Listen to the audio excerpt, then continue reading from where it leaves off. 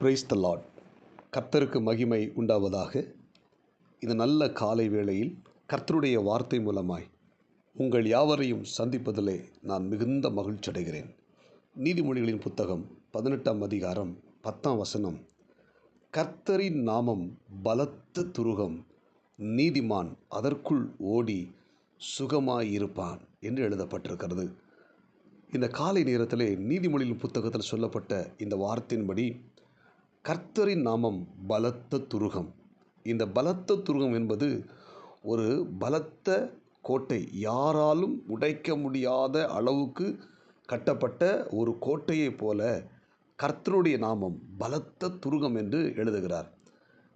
இந்த பலத்த துருகம் என்பது பார்த்திங்கன்னா ஒரு பெரிய ஒரு கோட்டை, ஒரு பாதுகாப்பு கோட்டை. எதிரிகள் எவ்வளவு தூரம் யுத்தம் பண்ணினாலும் அந்த கோட்டையை வீழ்த்த முடியாத அளவுக்கு ஒரு பலத்த ஒரு கோட்டை தான் கர்த்தருடைய துருகம் என்று நீதிமொழிகள் புத்தகத்திலே பதிவு பண்ணப்பட்டிருக்கிறது. இந்த கர்த்தரின் நாமம் என்கிற இந்த பலத்த கோட்டைக்குள், துருகத்துக்குள் நீதிமான் உள்ளே ஓடி சுகமாய் இருப்பான் என்று எழுதப்பட்டிருக்கிறது. அன்புக்குரிய தேவனுடைய பிள்ளைகளே, நம்முடைய வாழ்க்கையில் கர்த்தருடைய நாமம் மட்டுமே நமக்கு ஒரு பலத்த ஒரு பாதுகாப்பு அரணாக, ஒரு கோட்டையாக நமக்கு இருக்கிறது.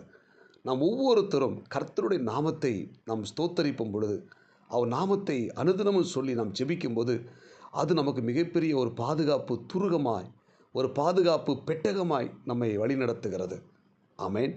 இந்த இறைவார்த்தை கேட்கிற தேவனுடைய பிள்ளைகளே, நாம் ஒவ்வொருத்தரும் கர்த்தரின் நாமத்தை உச்சரிப்போம். அனுதினமும் ஒவ்வொரு நாளும் நாம் ஸ்தோத்திரம் பண்ணி கர்த்தருடைய நாமத்தை சொல்லி நாம் ஸ்தோத்தரிக்கும் பொழுது, அந்த கர்த்தருடைய நாமம் நம்மை சுற்றிலும் பாதுகாப்பு அரணாக, பாதுகாப்பு துருகமாக, கோட்டையாயிருந்து நம்மை வழிநடத்தி கொண்டிருக்கிறது. ஏனென்றால் இந்த சத்துரு இன்றைக்கி பார்த்தீங்கன்னா அநேக சத்துருக்கள், வியாதி என்கிற சத்துரு, கடன் என்கிற சத்துரு, குடும்ப பிரச்சனை என்கிற சத்துரு, பலவிதமான சத்துருடைய வல்லமைகள், சத்துருடைய ஆவிகள் தேவனுடைய பிள்ளைகளை அழித்து விட வேண்டும், விழுங்கிவிட வேண்டும் சொல்லி சுற்றி கொண்டு இருக்கிற நேரத்தில் கர்த்தருடைய நாமம் நமக்கு ஒரு பலத்த துருகமாக இருந்து நம்மை பாதுகாத்து நமக்கு சுகமான ஒரு ஆஸ்வாதை கொடுத்து நம்மை வழிநடத்துகிற போதுமானதாக இருக்கிறது. ஆமேன். கோலியாத் என்கிற ஒரு பெரிய ராட்சசன் எழும்பி இஸ்ரவேல் மக்களுக்கு முன்பதாக சவால் விடுகிறான். சவால் விடும் பொழுது அவனை எதிர்ப்பதற்கு இஸ்ரவேல் நாட்டில் ஒருவருக்கும் துணிவில்லை. ஆனால் ஆடுகளை மேய்த்த தாவீது அவன் தன்னுடைய சகோதரர்மார்களுக்கு ஆகாரம் கொண்டு வரும்போது இந்த கோலியாத்தின் சத்தத்தை கேட்கிறான். கேட்ட உடனே அவன் சொல்கிறான், இவனோடு கூட நான் யுத்தம் பண்ண போகிறேன் என்று சொல்லுகிறான். அங்கே இருக்க எல்லாருக்கும் ஒரு ஆச்சரியம். இவன் சிறுவன், அவன் பிறவிலே போர் வீரன், எப்படி இந்த தாவீதால் கோலியாத்தை முறியடிக்க முடியும் என்று சொல்லி அவங்களுக்கே ஒரு சந்தேகம். ஆனால் தாவீது உறுதியாக இருந்தான். நிச்சயமாக அந்த பெலிஸ்தியனாக இருக்கிற கோலியாத்தை நான் முறியடிப்பேன் என்று சொல்லி இவன் என்ன செய்கிறான், ஆட்டில் போய் 5 கூழாங்கற்களை எடுத்து தன் அடப்பையில் வைத்து விட்டு அந்த யுத்த காலத்தில் போய் நிற்கிறான். நிற்கும்போது அந்த கோலியாத் என்ன செய்கிறான், ஒரு ராட்சசன் அவனுக்கு முன்னால் சவால் விடுகிறான். சவால் விடும்போது தாவீது சொன்ன ஒரு வார்த்தை, நீ பட்டயத்தோடு ஈட்டியோடு கூட வருகிற, நான் இஸ்ரவேலின் தேவனாய் கர்த்தருடைய நாமத்தினால, அவருடைய பெயரால் நான் உனக்கு முன்னால் வரப்போகிறேன், நிற்கிறேன், நிச்சயமாக உன்னை கொன்று போடுவார் கர்த்தர் என்று சொல்லி அந்த யுத்த கடத்தில் அவனுக்கு முன்னால் கர்த்தருடைய நாமத்தினால் இந்த கோலியாத்து தன்னுடைய அடப்பிலிருந்து கல்லை எடுக்கிறான். எடுத்து சுற்றி வீசுகிறான். அந்த கல் அவன் நெத்தியில் படுகிறது. கோலியாத்து முகங்குப்புற விழுந்து தாவீது அவன் தலையை வெட்டி தேவ ஜனங்களுக்கு முன்பதாக தான் வெற்றி வீரனாய் காண்பிக்கிறான். அன்புக்குரிய தேவ பிள்ளைகளே, இந்த தாவீது கர்த்தரின் நாமத்தினால் யுத்தத்துக்கு போனான். கர்த்தருடைய நாமத்தினால் யுத்தத்துக்கு போகும்போது தாவீது ஜெயம் ஏறெடுத்தான். இன்றைக்கு இறைவார்த்தை கேட்கிற தேவனுடைய பிள்ளைகளே, நாம் ஒவ்வொரு நாளும் கர்த்தருடைய நாமத்தை ஸ்தோத்திரம் பண்ணுவோம். ஆமேன். யெகோவா தேவனுக்கு 1000 நாமங்கள். என்னை ஒவ்வொரு நாமத்தையும் நாம் சொல்லி நாம் ஸ்தோத்திரம் பண்ணுவோம். நாம் ஸ்தோத்தரித்து நாம் வெளியே செல்லும்போது நம்முடைய வாழ்க்கையில் மிகப்பெரிய வெற்றி உண்டாகும். கர்த்தருடைய நாமத்தினால் புறப்பட்டு செல்வோம்.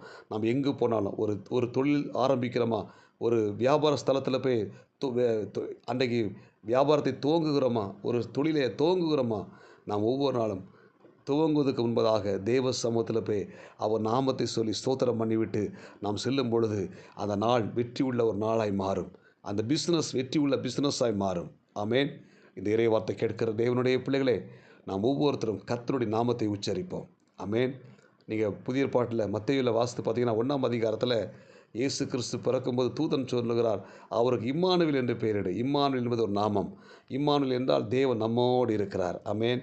அப்போ தேவன் நம்மோடு கூட இருக்கிற அந்த நாமம் ஒவ்வொரு நாளும் அவர் நாமத்தை உச்சரிக்கும் போது அவர் இம்மானுவேலாய் நம்மோடு கூட இருந்து நம்மை வழிநடத்த போதுமானவராக இருக்கிறார். இந்த டிசம்பர் மாதத்தில் அவர் இம்மானுவேல், தேவன் நம்மோடு கூட இருப்பார். கடைசி வரைக்கும் மரண பரிந்த நம்ம கூட இருந்து கடைசி வரைக்கும் வழிநடத்த போதுமானவராக இருக்கிறார்.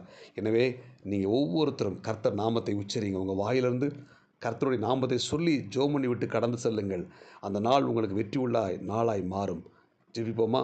பரலோக தேவனே, இந்த காலை நேரத்தில் இறைவார்த்தை கேட்ட ஒவ்வொரு தேவனுடைய பிள்ளைகளுக்காக நான் ஜெபிக்கிறேன். கர்த்தருடைய நாமம் பலத்த துருகம், நீதிமான் அதற்குள் ஓடி சுகமாக இருப்பான் என்ற வார்த்தையின்படி அந்த கர்த்தருடைய நாமத்தை நாங்கள் ஒவ்வொரு நாளும் சொல்லி நாங்கள் உச்சரித்து நாங்கள் ஜெபிக்கும் போது எங்கள் வாழ்க்கையில் ஒரு சமாதானம், ஒரு அமைதி, ஒரு வெற்றியை நீங்கள் கொடுக்க போகிறீங்கப்பா. இந்த இறைவார்த்தை கேட்ட ஒவ்வொரு தேவனுடைய பிள்ளை கர்த்தர் ஆஸ்வதிங்க. இந்த நாளுக்குரிய கிருபை கொடுங்க. இயேசு கிறிஸ்துவின் நாமத்தில் ஜெபிக்கிறோம் நல்ல பிதாவே. ஆமேன். God bless you. உங்கள் யாவரையும் கர்த்தர் ஆஸ்வதிப்பாராக. இந்த நாள் உங்களுக்கு இனிமையாய் அமையட்டும். ஆமேன்.